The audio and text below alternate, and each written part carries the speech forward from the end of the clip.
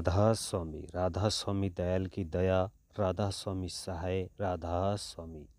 प्यारे सत्संगी भाइयों बहनों, हुजूर महाराज जी ने संगत पर अपार दया करते हुए अपने सत्संगों से चयनित इन साखियों का संकलन पुस्तक के रूप में तैयार करवाया है। आशा है कि आध्यात्म प्रेमी इसे पढ़कर सुनकर लाभान्वित होंगे। सो किस तरह फरमाते हैं महाराज जी, सुनिए। एक बार की बात है, किसी व्यक्ति को वैराग्य हो गया। वह गुरु की खोज में घर से निकल पड़ता है और रास्ते में उसे एक आश्रम दिखाई दिया। वह आश्रम के भीतर चला गया। उस आश्रम के महात्मा के पास जाकर उसने अपने आने का प्रयोजन बताया और महात्मा ने उसे आश्रम में रहने की अनुमति दे दी। वह उस महात्मा के पास 8-10 दिन से रहा, परंतु उसने गुरु को लेकर जो धारणा अपने मन में बना रखी थी, उस महात्मा में उसे वो खूबी नहीं दिखाई दी। अब जीव में इतनी ताकत नहीं कि वह सतगुरु को पहचान सके, और फिर सतगुरु तो अपनी रूहानी दौलत, अपने ज्ञान का कोई दिखावा भी नहीं किया करते हैं। कोई ढिंढोरा नहीं पीटता कि मुझे ज्ञान है, समझ है, विवेक है और मैं तुम्हें भवसागर से पार उतार दूंगा। उस व्यक्ति ने सोचा कि इस महात्मा में वो खूबी नहीं है, मैं अब इसके पास और रहकर क्या करूंगा। उसने फैसला किया कि कल मैं यहाँ से चला जाऊंगा। अगले दिन जो ही वह वहाँ से जाने लगा तो उस आश्रम में कोई दूसरा महात्मा आ गया, क्योंकि उस दिन उस आश्रम में भंडारा और सत्संग का आयोजन था।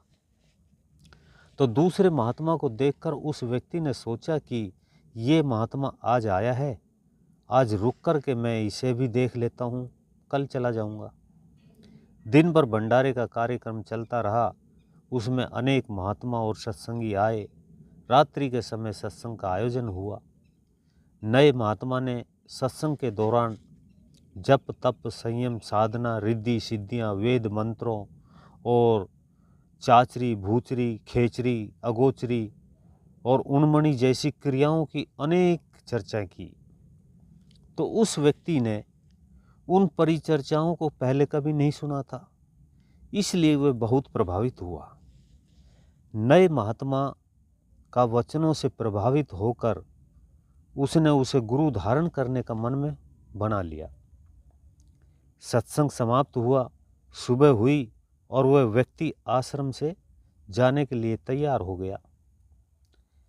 जाने से पहले वे उस आश्रम के महात्मा से अनुमति लेने चले गया, तो वहाँ पर दूसरा महात्मा भी बैठा हुआ था, जिसके उपदेश सुनकर के वे प्रभावित हुआ था और जिसे वे अपना गुरु बनाने की सोच रहा था।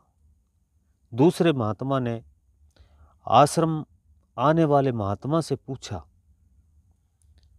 कि महात्मा जी, आपको मेरा कल का सत्संग कैसा लगा? तो उसने कहा, सत्संग कहाँ था, आपने जो चर्चाएं की वे सब तो किताबी ज्ञान या सुनी सुनाई बातें थी, उसमें आपके अनुभव की तो कोई बात ही नहीं थी। वो चर्चाएं तो ऐसी थी जैसे कोई किसी का झूठन खा करके और फिर उल्टी कर देता है। अब उस उल्टी में तो सदा बदबू ही आती है, तो तेरी इन बातों में अहंकार की वैसी ही बदबू आ रही है। महात्मा को अपनी औकात का पता चल गया और वह निरुत्तर रह गया। वह जिज्ञासु आश्रम के महात्मा की बातों को सुनकर बहुत हैरान हुआ। उसने सोचा कि जिसे मैं किसी दृष्टि से गुरु के काबिल नहीं समझता था, वह तो बड़ा छुपा रुस्तम निकला। वह तुरंत उस महात्मा के चरणों में गिरा और उसे अपना शिष्य बनाने के लिए याचना की। महात्मा ने उसे अपना शिष्य स्वीकार कर लिया। तो संत सतगुरु सत्संगों के माध्यम से जो वचन फरमाते हैं वे उनका अनुभवी ज्ञान होता है। वे सर्वजन हिताय और सर्वजन सुखाय के ओत प्रोत होता है। इसलिए उनके वचनों के साथ साधारण बातों जैसा व्यवहार न करते हुए उन्हें मंत्र मानकर उन पर अमल करना चाहिए जिससे जीवन सार्थक हो जाए। सभी सत्संगी बहन भाइयों को राधा स्वामी।